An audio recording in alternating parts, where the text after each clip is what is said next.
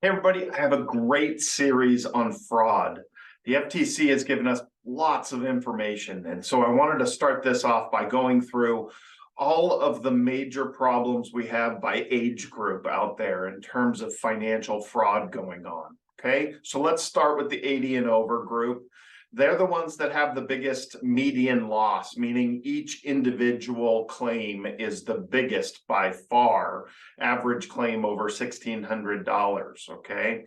But a lot less people report in that age group. And all the studies show that a lot of that is shame or just not wanting to report it and learn their lesson. So what we see in this group is much bigger dollar amount losses, a lot less people reporting it. I think we know that there's a lot more fraud than 70 per 100,000 people over 80.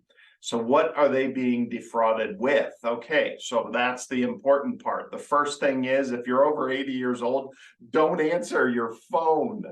That's, I think, the biggest thing that we have to take away from this right off the bat. But when we look at all the top scams that are going on for people over 80, number 5, government imposters. I've already made a video on that one. People that are saying they're the IRS, or they are posing as Social Security Office or Medicare or any of those types of things. Trying to say that maybe you owe back taxes, and if you don't pay them now, you're going to jail. All right, so that's actually been a fairly popular scam that's going on out there. And at any point, I can check my phone, and I have messages from computers telling me I'm going to jail for not paying my taxes, and I pay them diligently. Then surprisingly, number 4 is still those prizes and sweepstakes and lotteries. I actually have a client that did fall victim to one of these. So this is still going on out there, and we do have to be careful. You do not have to pay to win money. All right, you can buy a lottery ticket, but you can't have one and then have to pay to get the money. So that stuff, be careful about that, and try not to fall victim to that. Online shopping problems are on a rise. You click on the wrong thing and you buy something that's fake and not real. You're sending money into the ether and you never get the product that you purchased. So be careful about the online shopping. Make sure it's from reputable resources. We're not just clicking on social media and buying stuff in there. Tech support scams, got a video out there on that one. This one is interesting. I've seen this on my own computer.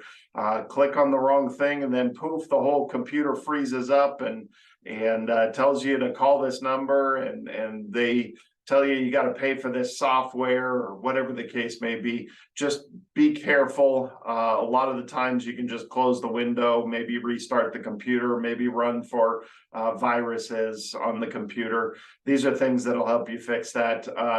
If you have problems, then call somebody that you know is real. Don't call the number that the pop-up on your screen is telling you to call. All right. And then business imposters. Okay, this is the number 1 scam, and they're calling you, telling you they're so-and-so. They're so-and-so from your credit card company, your bank, your whatever. They're instead of the government imposters, they're posing as people that represent businesses that maybe you do business with. So be careful about this stuff. The phone is the most dangerous part by far for people over 80. That's where most of these scams happen. And you seem to be paying by credit card, gift card, or some kind of a reloadable card of some kind. All right. So now let's hit the 70 to 79, a little less per incident. But still a very significant number, and more reporting of the incidents as well. So 70 from 79, there's a few little changes. Still phone call, much more popular. But notice things like email and the other stuff, that they're starting to get to be bigger circles there. So that means that it's spread across a lot of different contact methods there, and payment methods are about the same as well, credit cards and gift cards, things like that. So the top scams, let's see what's changed here. Well, prizes and sweepstakes is brought down to 5. Government imposters is number 4. So they flip-flopped a little bit there. And then you've got all the other same ones. But notice number 1 is online shopping. That's where the scams are going on for the 70 to 79. So 70 to 79, a little more tech savvy, jumping into more computer use, things like that. Online shopping, make sure you're buying from reputable resources, and be careful out there when you're shopping online.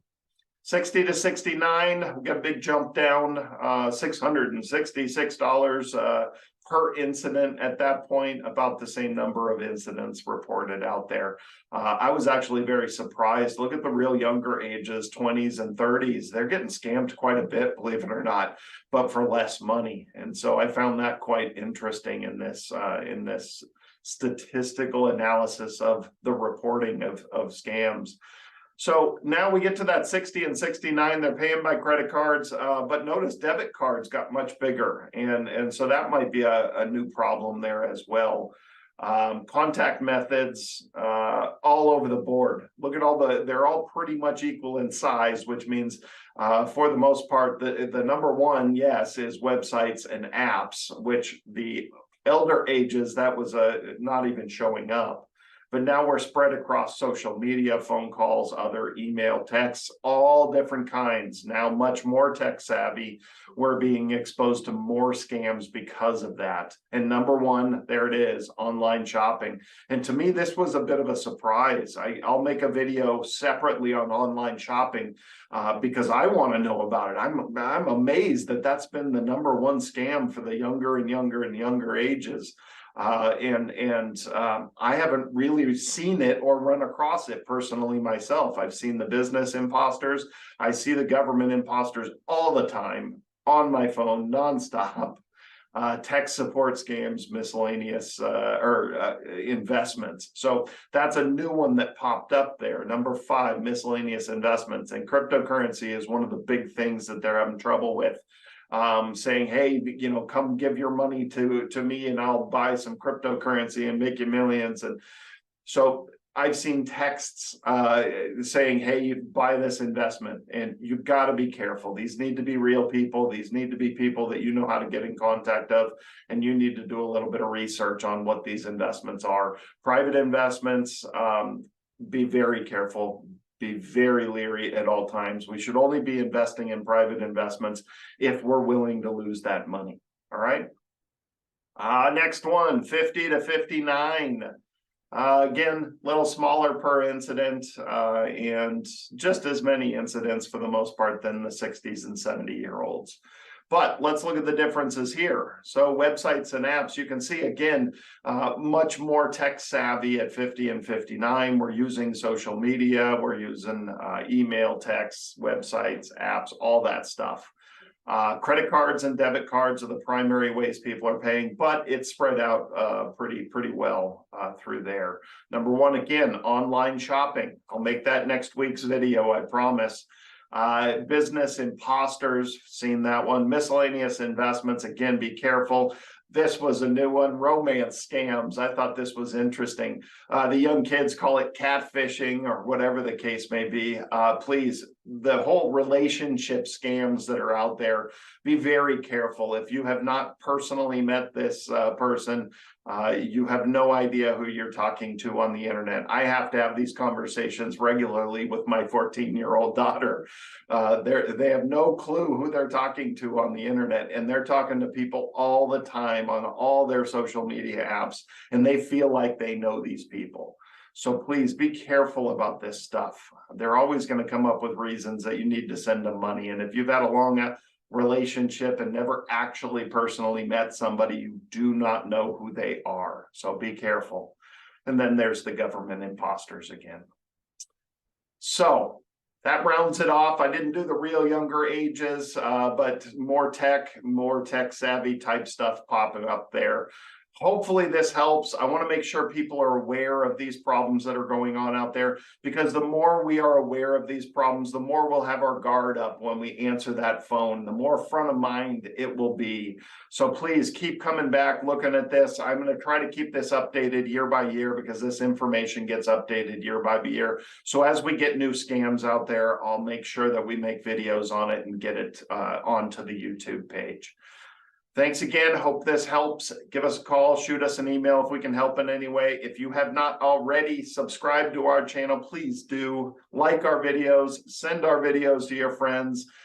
This whole series on fraud is going to be really important for everyone. So share it with as many people as possible. Appreciate it. We'll see you next week. Thanks again.